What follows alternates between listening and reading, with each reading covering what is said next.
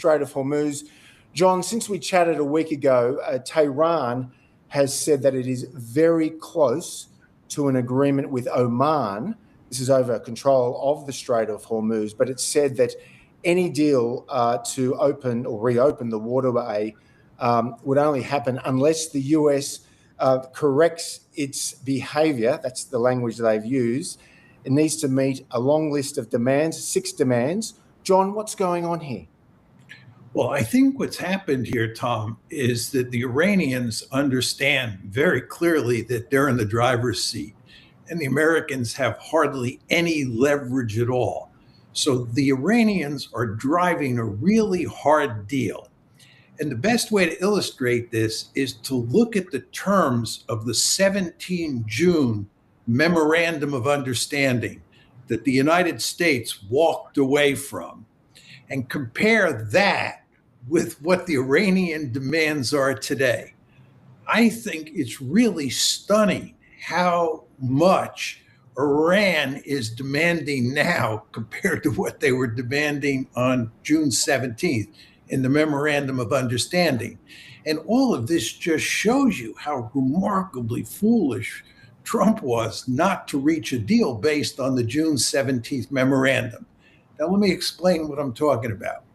In the June 17th memorandum, basically, we were interested in opening the straits. Both sides wanted to do away with their blockades, open the straits, and the Iranians asked and the Americans agreed to lift the oil sanctions, just the oil sanctions, so the Iranians could sell oil on open markets.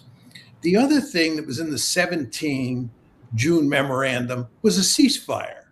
And this included Lebanon, of course. But all of the other key issues were delayed.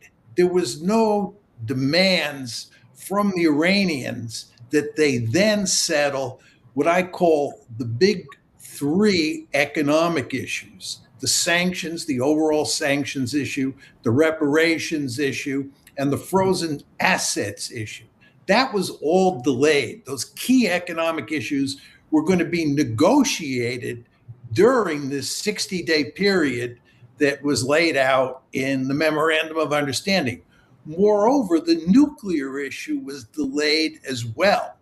So once you got the ceasefire in place and you open the strait, then you would move to negotiating these big 3 economic issues, as I described them, plus the nuclear issue. Well, what's happened here today is that the Iranians have said the big 3 economic issues have to be solved on Iran's terms now before we'll open the straits. The reparations issue, they want settled before they open the strait. The overall sanctions issue, they want settled. And the frozen assets, they want settled. And there's no talk whatsoever about the nuclear issue, which is really quite remarkable. So for us to get the strait open at this point in time, we have to make all these concessions. We, meaning the Americans, have to make all these concessions on these big economic issues, not get the nuclear issue up front. This is disastrous. And it just shows you how remarkably foolish the United States has been. And by the way, if you want to take this a step further, if you go back to February 28th and the period before that, right, all we were doing at that point in time was negotiating on the nuclear issue, which is now apparently disappeared. And all these other issues, these economic issues, which play to Iran's advantage, of course, were not even on the table. So this just goes to show you how remarkably foolish the Trump administration has been and how much trouble we're in today. So, Vali, John makes the point that Iran actually has more leverage today than it did when it signed the June 17 Memorandum of Understanding. Vali, your thoughts? No, I fully agree. I mean, if you looked at it, Trump probably never really intended to implement that memorandum. That's actually the Iranian understanding, that he started cheating the minute that he signed it. First, he said ceasefire in Lebanon. Immediately, they brokered the deal between Lebanon and Israel, which now allows Israel to bomb Lebanon at the invitation of the Lebanese government, pretty much, trying to sideline any Iranians saying that. Secondly, there was a promise then of unfreezing at least some Iranian assets. They started with talking about 30 billion, then it went to 12 billion, went to 6 billion, went to 3 billion, and then zero was released. And then, when the Iranian belief is that actually the United States was encouraging countries to break Iran's hold over the Strait, telling them not to consult with Iran. The Strait is open, use channels that Iran cannot control. And Iran was put in a position that either it lets Saudi, Qatari tankers to go through, in which case then their hold on the Strait would de facto be over, or to try to stop it. And in fact, the Iranians cynically believe that perhaps Qatar and Saudi Arabia gave 2 tankers to the United States as a gift, basically to try the Iranians, which is soured their views about their neighbors. But the Iranians decided to shoot at those 2 tankers. And then Trump decided not to respond in a calibrated way that might restore the MOU, but actually use it as an excuse to go back to war. Now, you consider, as John said, that the United States has bombed Iran for a month systematically. It has not at all dented Iran's ability to close the Strait. Iran tightened the closure of the Strait, destroyed significant amount of infrastructure in Kuwait, literally forced the United States to abandon its military bases in the Gulf and actually move a lot of its material to Syria, Jordan, and Israel. Iran hit those targets in a way that surprised the United States, particularly in Syria and then barrages that went into Jordan. It looks like when the U.S. went back to war with Iran, it was actually forced to move farther away from Iranian borders, move its war material farther away. A month into the bombing, the president threatened that, I'm going to destroy power plants, etc. The Iranians gave a list of all the power plants they would destroy in the Gulf. It will match escalation with escalation. He backed away from that. It's clear that the U.S. doesn't have the munitions, either offensive munitions or defensive munitions, to keep bombing Iran. And as John says, so we went into this war for an additional month just for Iran to become stronger and our position to become weaker. And ultimately, what the Iranians are saying in this new proposal is, there is no more misunderstanding about control of the Strait. It's going to be in black and white. Black and white, it is going to be managed by Iran in collaboration with Oman. We will tell what ships go when, and there is no more misunderstanding. So we're going to tighten the language of Article 5 to Iran's advantage. And then we're not going to, wait for you to decide whether or not you want to give money or whether or not you want to lift sanctions. You have to do all of those now. And I think there's another element here, which is cumulative, in that Trump has created such distrust about himself with Iranians that actually it gives him even less leverage at the table than he had before. He walked away from a nuclear deal in 2018. He bombed Iranians twice in the middle of talking. Iranians went to Islamabad, immediately put a naval blockade on Iran. He signed an MOU and then undermined it and went back to war. And so, even the leverage that you might have, even if you accepted the Iranian terms, I'm not sure the Iranians would even be happy without having certain guarantees that he actually would implement.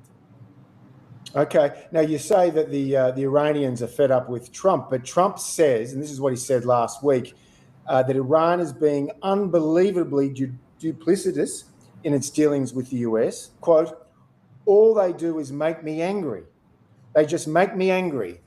John, as Valley makes very clear there, Iran has made it clear that it controls the Strait of Hormuz, and this is not subject to negotiation. But John, again, why would Trump accept an arrangement in the Strait of Hormuz where Iran receives fees or tolls and denies anyone to go through the waterway without its permission? It's very simple, Tom. He has no choice. He lost the war. This is a devastating defeat for the United States. Could you tell me what the United States should do to regain leverage over Iran? I actually think you can't tell me, because we have no solution. Well, Trump might think that because Oman is a US ally, it shouldn't be going along with this arrangement with Tehran. John. He does think that, but it doesn't matter. It just doesn't matter. Trump has no cards here. It's as simple as that. I mean, first of all, he can't escalate, which is his main threat, for two reasons. One, he's out of munitions, as Volley said. And number two, our Gulf allies have told him in no uncertain terms that that is unacceptable, because the Iranians have made it clear that if we escalate, they will escalate and they will destroy oil facilities, desalination plants, and so forth and so on in the 6 Gulf states. And they will effectively wreck those states. And Trump doesn't want to go down that road. He has no options here. Could the United States, Valley, can just accept that they've lost this war, as John says, and accept that Tehran essentially has control of the Strait of Hormuz, but then also just not give any reparations, no sanctions relief, not unfreeze the frozen assets? Could the Americans just do that and walk away? Well, technically, yes, I would assume so. I mean, but that's basically accepting defeat very clearly. I mean, there is no way, I think, right now for Trump to come out of this to claim victory. I mean, there are multiple layers of defeat here. I mean, America's strategy with Iran is now a threat to our allies in the Gulf, not actually a security shield for them. Trump basically started a war that has destroyed their economies and has no way of protecting them. The U.S. military is now running out of ammunition, which has global implications with China and Russia. And Iran is holding him by the throat. I actually have to say that, the Omanis didn't go to the Iranians on their own. They went at the behest of the United States. Last time they tried to negotiate with Iran directly, which is a few months ago, the United States threatened Oman with both sanctions and military strikes. That's against an ally. And this time is very clear to the Iranians that the Omanis are not freelancing. They brought a proposal from Washington and they're carrying proposals back. And it's, I haven't seen the text of that proposal, but it's very clear that, what the Iranians are saying is basically you have to accept that you've lost this war. You have to guarantee that the war will not happen again.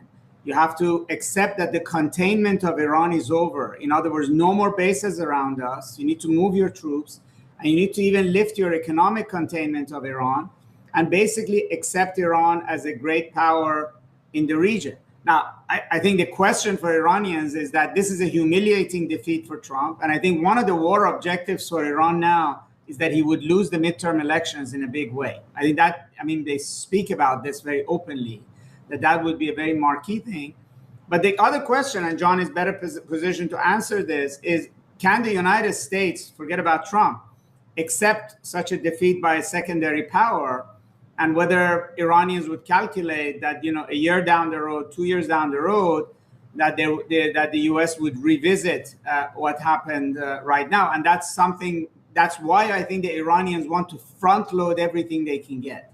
They don't want to wait now, because they actually don't trust that any kind of an end to this war would actually be stable. So they want the money, they want the reparations, they want the sanctions relief, they want some kind of a recognition of the fact that the U.S. won't be in the region. And then they could work with that to see what comes next. John? I agree completely. I think the Iranians know full well that regardless of who is in the White House, they can't trust the United States. A lot of this, by the way, has to do with the power of Israel and the Israel lobby in the United States. I mean, we talk about this being a humiliating defeat for the United States. I believe it's an even bigger defeat for Israel. They don't talk much about it publicly because they don't want to acknowledge the extent to which Iran has defeated not just the United States, but Israel.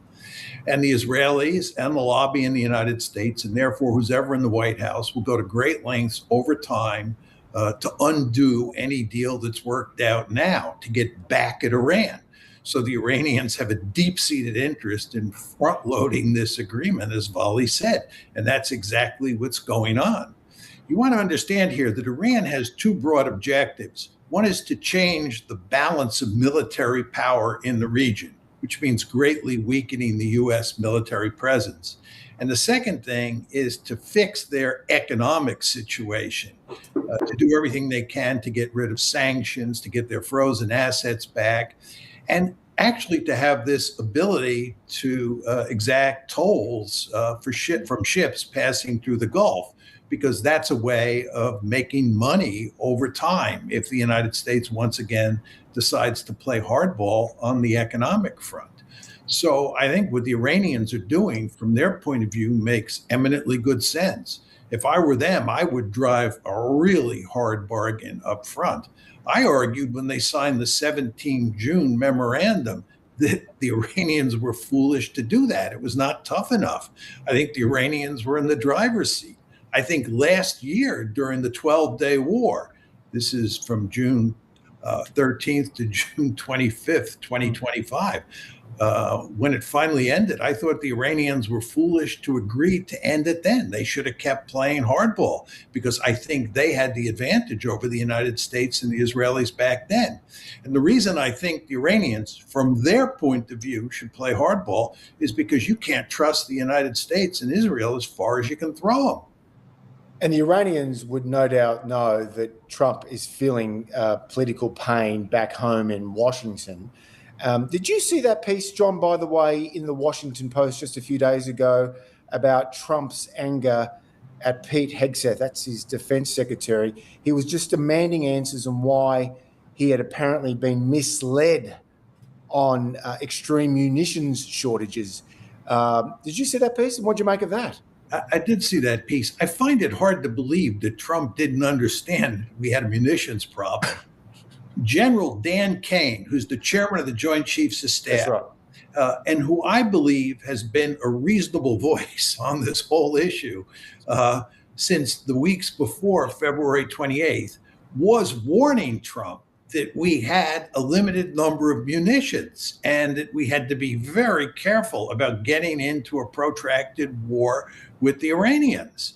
And then we got into this 40-day air war. And one of the reasons that we ended the 40-day air war was not simply because we were not winning it, it's because we were running out of munitions. It's hard to believe that Trump didn't understand this, especially when you marry it to the fact that this is what Kane was telling him all along. I think what's going on here is that Trump is trying to blame Hegseth for the mess that we're in now. Of course, what Hegseth did was he blamed his deputy. He said that his deputy had not kept him informed and had not taken the necessary steps to rectify this situation.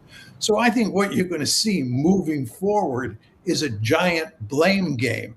And most interestingly, Tom and Valley, it will be very interesting to see how Trump and Netanyahu, or more generally the United States and the Israelis, deal with each other moving forward. Because it's very clear that the Israelis led the United States into this disaster. Yeah, and we should also stress that Ukraine is running out of air defenses, which means they're exposed to Russia's long-range attacks. Vali, your response to John there? No, I agree. I think, if you thought that the cardinal mistake that Trump made was to say that this war will be only 3-4 days, which is also what Israel and Bibi Netanyahu told it. I mean, just a few days ago, Israel fired 2 senior intelligence officials on the fact that they got the regime change business in Iran wrong. So the blame game is also going down in Israel as well. Wow. But they sold this bill of goods to Trump that, you kill Khamenei, you do the bombing, the people will rise up. There could be a Kurdish incursion from Iraq into Iran, but all said this is going to be very short. Supposedly Trump was told about that they can close the Strait of Hormuz, and he said they won't have time to do it. They'll be gone by then, right? So if you start with that kind of a very simplistic view, then everything else follows. In other words, in the first 20 days of the war, the United States hit Iran with over 300 Tomahawk missiles. And the Pentagon had only budgeted 67 for the next fiscal year. Pete Hegseth bragged that we've hit 7,000 targets. I mean, 7,000 targets with extremely sophisticated, expensive, not easy to replace, missiles and bombs, and obviously to no effect. In other words, it didn't knock Iran out of the war. And every time Trump's instinct and Bibi's instinct is one more push, one more punch, and it will do the job. So let's go to another month of bombing. Let's do it one more time. That was even the logic behind Israel's going from the 12-day war to the 40-day war. They didn't get it done in June of that year. They didn't learn the lesson. They just said one more push will do it. So I think Trump has, and I think it's not just this war, because if you're China or Russia and you're looking at the fact that the United States, with all its military might, really cannot run a long war. It doesn't have the industrial capacity or to basically reproduce expensive weapons very rapidly. And the Iranians have discovered ways in which you can deplete those munitions through perseverance, using your geography, swarming targets with cheap drones and missiles.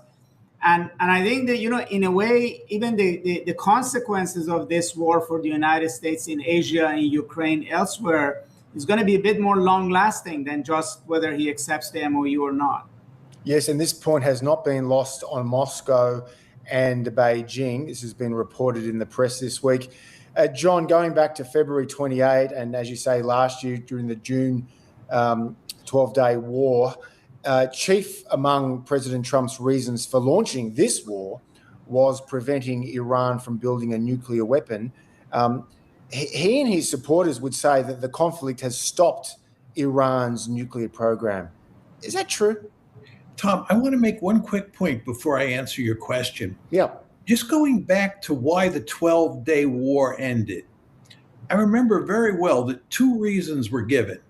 One is that the Israelis and the Americans were running out of defensive munitions to protect Israel against attacks from Iran. In other words, Iran's ballistic missiles and drones were beginning to overwhelm the defenses that the United States and Israel had in place during the 12-day war. So that was one reason we quit. The other reason we quit, and there were news reports about this, is that Trump was getting evidence or getting inklings that the Iranians were going to shut down the Strait of Hormuz. It's very important to understand that. So the threat of the Iranians shutting down the Strait of Hormuz was there during the 12-day war. Well, why didn't he follow that? Why didn't he follow that logic in the lead up to February 28 this year? Who knows? I mean, you want to remember that in the decision-making process that led to the attack on February 28th, J.D. Vance, John Ratcliffe, who's the head of the CIA, Dan Kane, the chairman of the Joint Chiefs of Staff, and Marco Rubio all told them that attacking Iran on February 28th would be a very bad idea. This is documented, by the way, in the book Regime Change by those New York Times journalists. Go on, John. Yeah, and it's quite apparent that the two key individuals who convinced Trump to launch this cockamamie war was, number one, Benjamin Netanyahu, and number two, David Barnea, who was then the head of Mossad.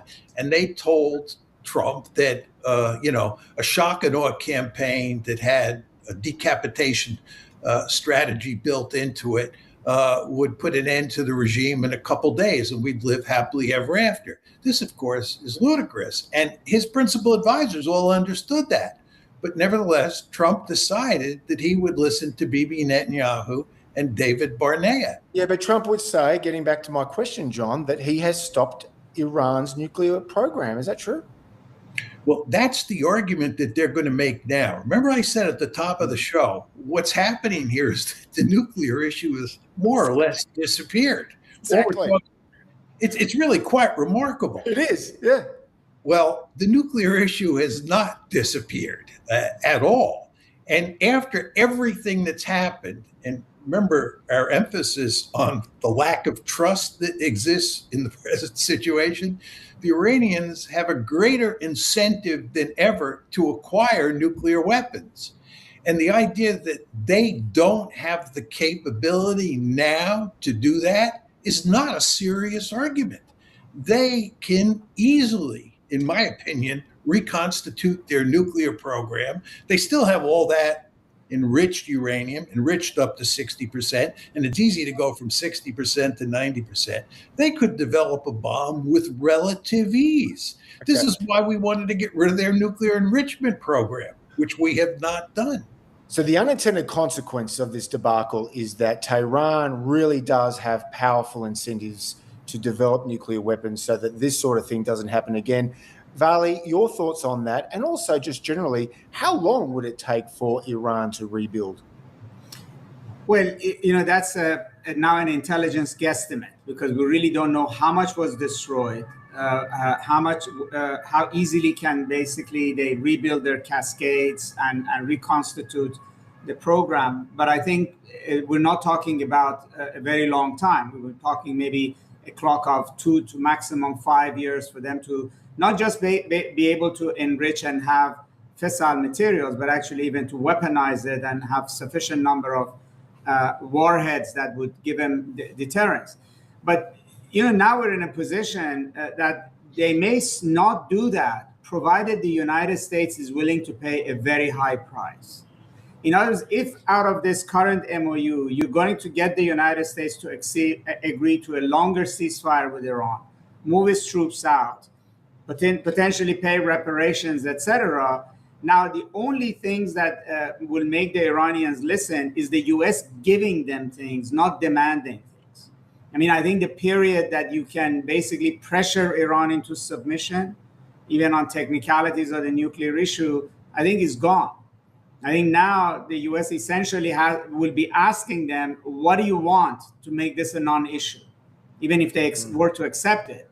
And so we're seeing in these demands that Iran is now very comfortable demanding, and the United States is not comfortable demanding. So I think psychologically Washington hasn't got there, not just the White House, the political class in Washington, a lot of the journalists. I mean, this word that they continuously overuse, Iran is overplaying its hands. It's just more like what it means to me is that we cannot believe how much this picture has changed. There must be something unreal about this. But in reality, Iran is not overplaying its hands. It's just playing its hand. Yeah, but Vali, I've put this question to John in past programs with other guests. Let me put this to you.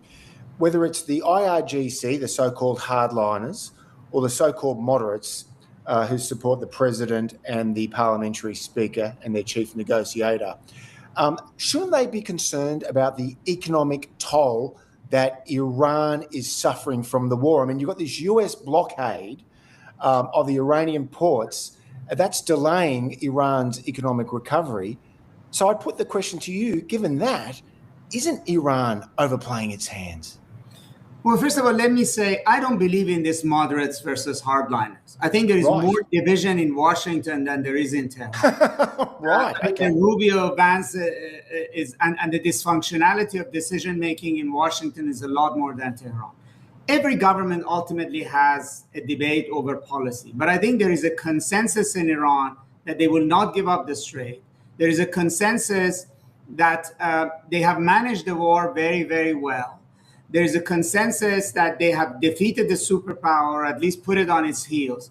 What is there for them to debate about? Even this argument that now has become very popular in Washington, I think a lot of it is really disinformation that Mujtaba Khamenei is dead or he's not really in charge. What difference does it make? Whoever is in charge is running a tight ship. I mean, we're asking the wrong question here. So what if he's dead or alive? Doesn't make a difference.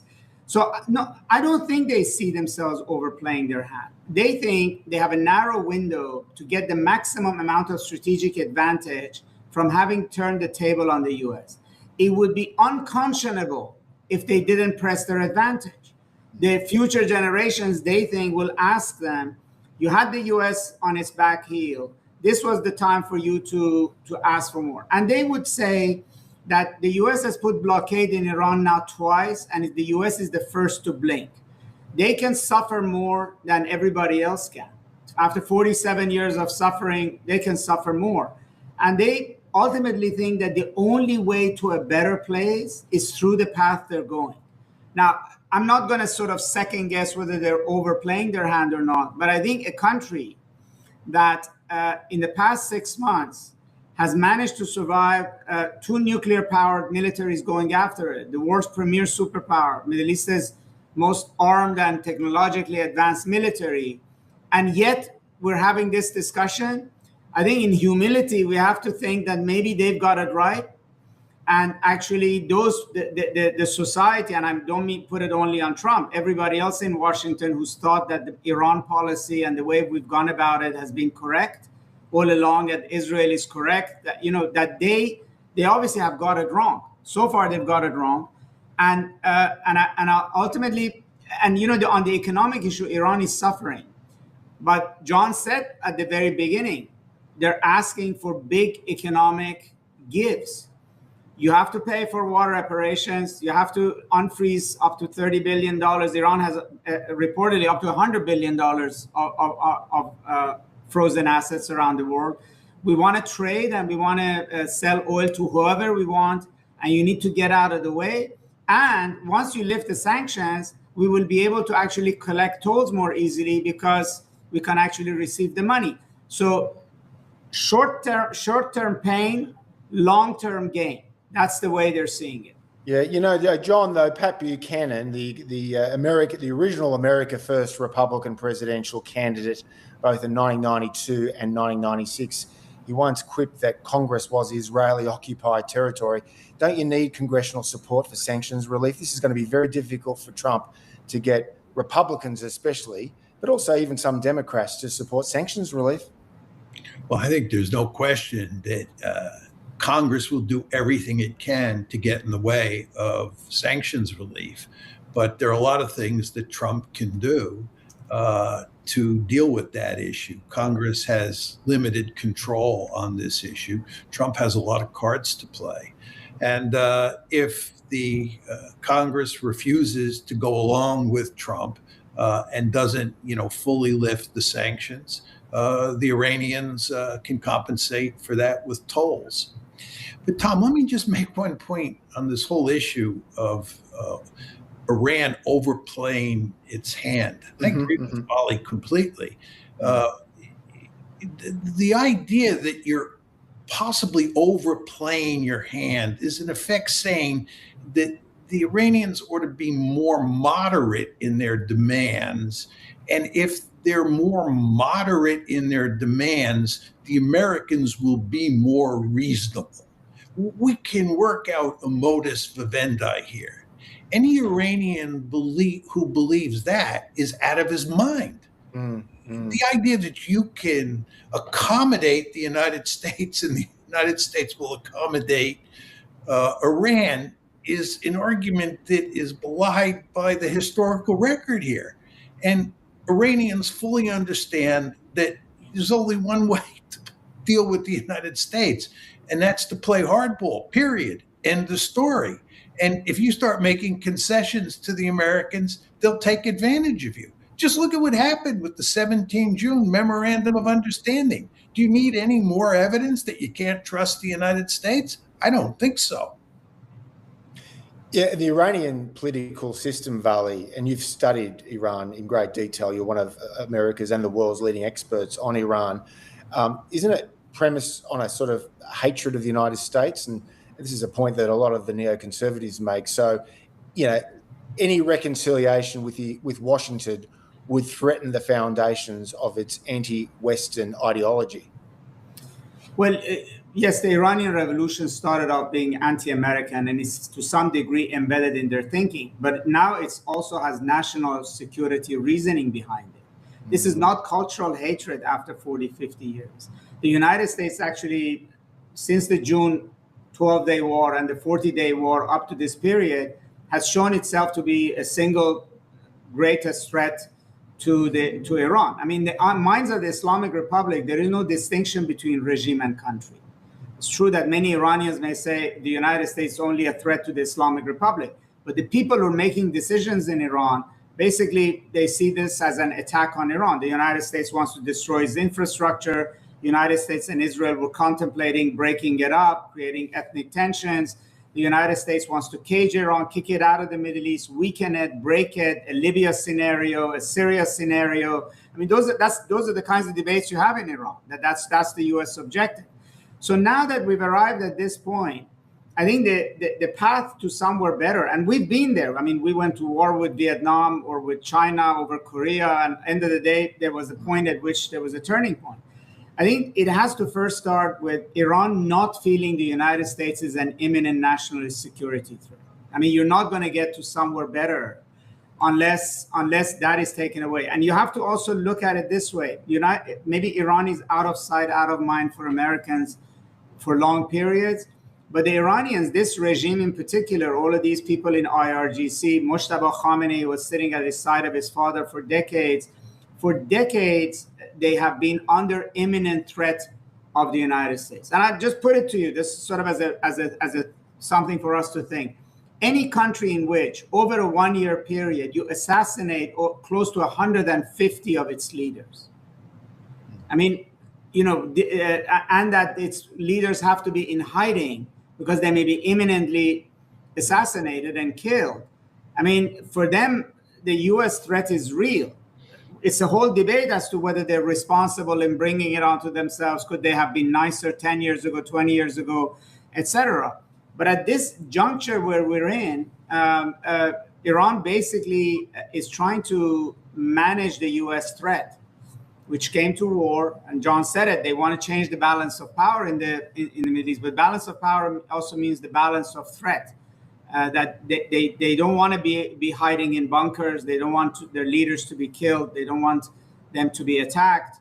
And so, we're now whether Iran can become like Vietnam, there's somewhere down the road that there could be a reconciliation even after a big war. We'll see. But I think it doesn't benefit the United States to make this about ideology, or as George Bush used to say, they just hate us. I think that's not very productive. There are strategic concerns at play here, indeed. John, let's turn to the other big news this week, the Security Pact, Saudi Arabia, Pakistan and Turkey. This was signed in Mecca.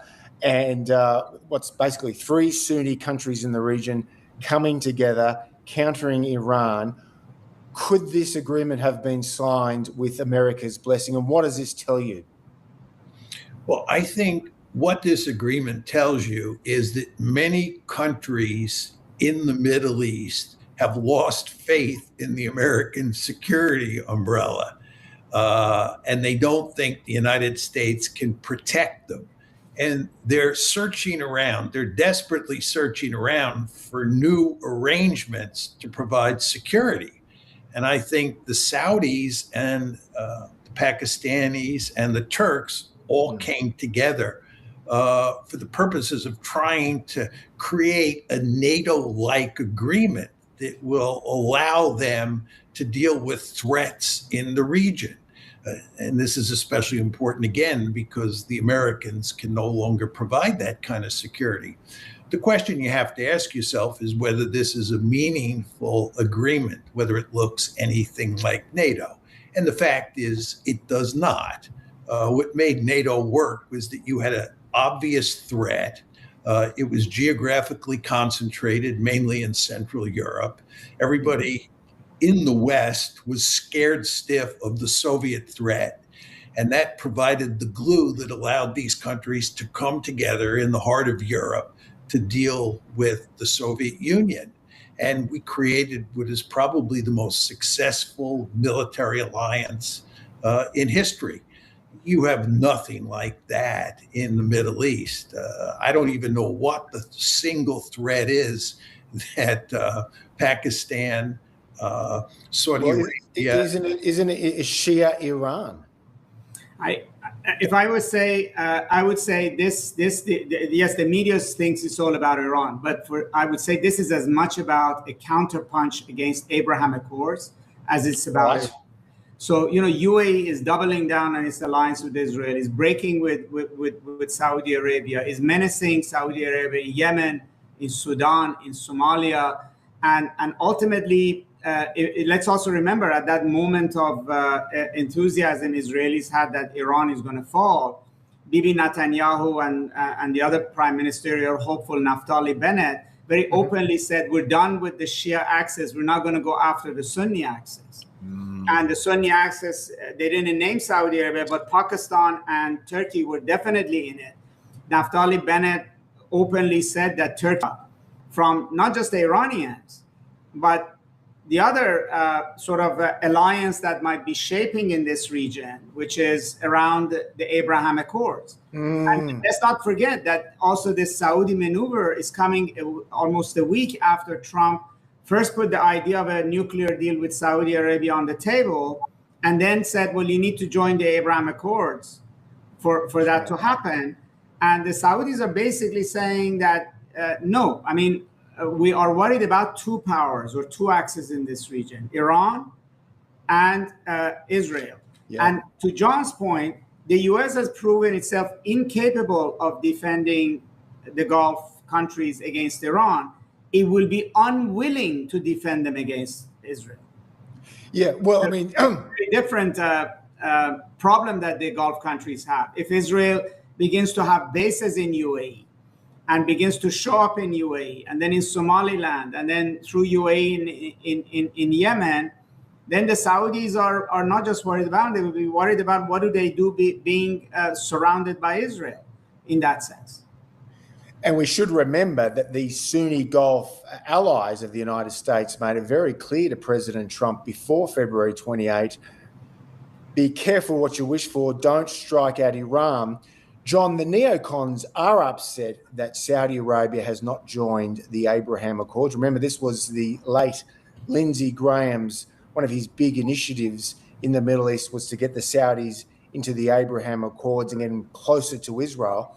To the extent that Valley is right, does this mean that the Saudis and these other Gulf states are worried not just about Iran, but also Israel's clout, that its demonstration of its powerful military and intelligence capabilities after October 7 in 2023?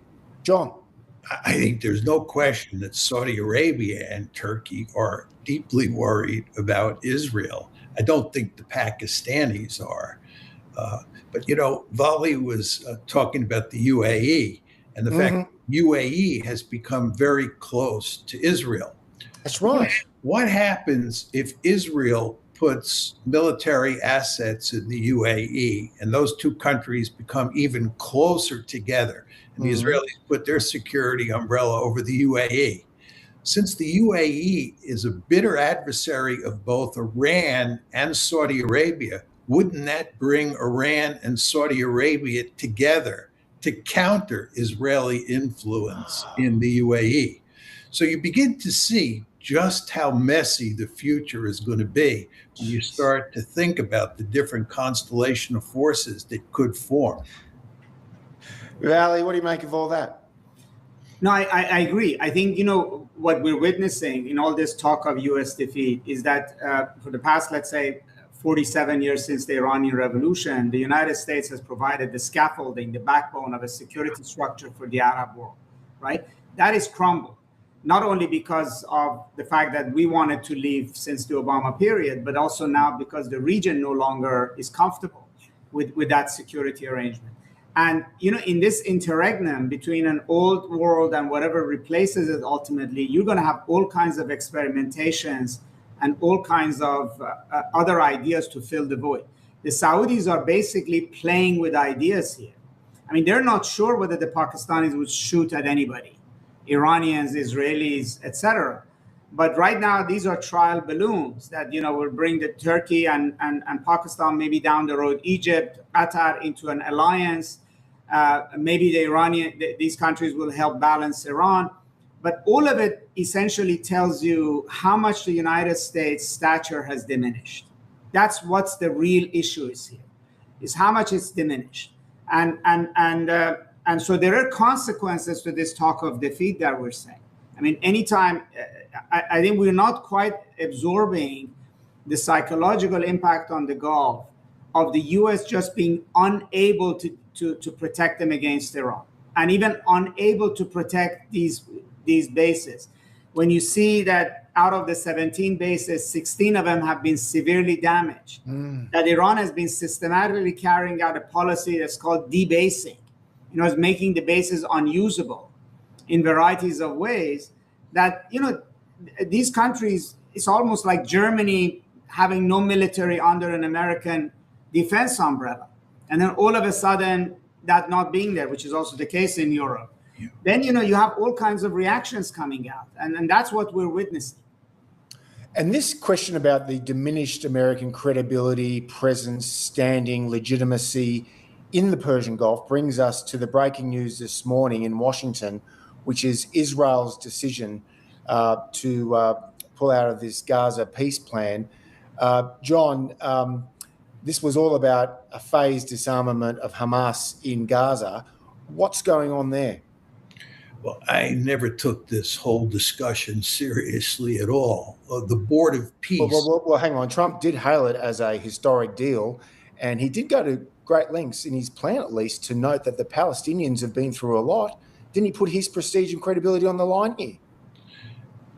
He might have, but he surely must have known that the Israelis were not going to play ball with him. Look, the Israelis are interested in creating a greater Israel. And in the process, they want to ethnically cleanse all of Gaza, and they want to ethnically cleanse the West Bank. Israel is a genocidal apartheid state, period. And the idea that they were going to agree, after everything that's happened since October 7, 2023, to evacuate Gaza and allow the Palestinians to once again control Gaza is just not in the cards. That was not going to happen. Benjamin Netanyahu was not going to allow that to happen, nor any of his likely successors. So this cockamamie idea that the Board of Peace was pushing through was just never going to work. And surprise of surprises, Netanyahu said that. But John, Israel did carry out unilateral disengagement from the Gaza Strip in 2005. We've talked about that in the past. And Israel, and you like to use this language, is up to its eyeballs in alligators, not just with the Iranians, but also with Hezbollah in southern Lebanon, even Syria. So doesn't Israel have a deep-seated interest in trying to shut down this war in Gaza? One would think so, but there's no evidence that they think that's the case. What they're interested in doing is doubling down. If you look at public opinion in Israel, there's great support for Netanyahu's policies towards the Palestinians. One would think that given the Israelis have been executing a genocide since 2023, that there would be a substantial slice of the population in Israel that was outraged by this genocide. But there's zero evidence of that. And what people want to see happen is they want to see Israel get rid of all the Palestinians in Gaza and hopefully get rid of the Palestinians in the West Bank and create a greater Israel that's populated almost exclusively by Israeli Jews. But just finally, Vali, on this issue, isn't it in Trump's interest to de-escalate this Gaza conflict and also the conflict in southern Lebanon with Israel? Because this is really big factors in ending the broader war against Iran. Vali. Well, again, this I think is much like the pact Saudis, Pakistanis and Turks are having, is a consequence of what's happened with the Iran war. So, I think at one level also, Bibi overreached in Lebanon and Iran. These are now very clear wars that he couldn't win, and Israel was strategically defeated. He's going to the war that he thinks he can win before the October elections, which is keep beating on the Palestinians and claiming that he's making major advances and shift the attention from Iran and Lebanon to Gaza. So to me, all the inclinations that are there for them to want this territory, push the Palestinians out aside, is also evidence that they have fallen short against Iran. And for Trump, I think is indication how much stature again has he lost. He cannot control Bibi anymore. I mean, in this situation when the Iranians are putting this kind of a dictate on the table and there's not much he can do about it, you see others who might have respected him or listened to him or been afraid of him also basically going rogue. So there is a domino effect with being shown to be so weak with Iran. It's not so much always with China and Russia, it's even with friends in the region and his closest ally in the war. So he, basically, Bibi's telling him the deal's off. I don't care about the Board of Peace. I don't care about what happens to you, what you think. I'm going to just do what I think should have been done and still wanted to do in Gaza. And I think we should read it as a sign of Trump losing control. All this as US public opinion continues to sour on Israel, and this is particularly evident in the Democratic Party. Vali, great to see you again. Thanks for being on the program, and always great to see you too, John. Thanks so much. Thank you, Tom. Thank you. It was great being here. Thank you.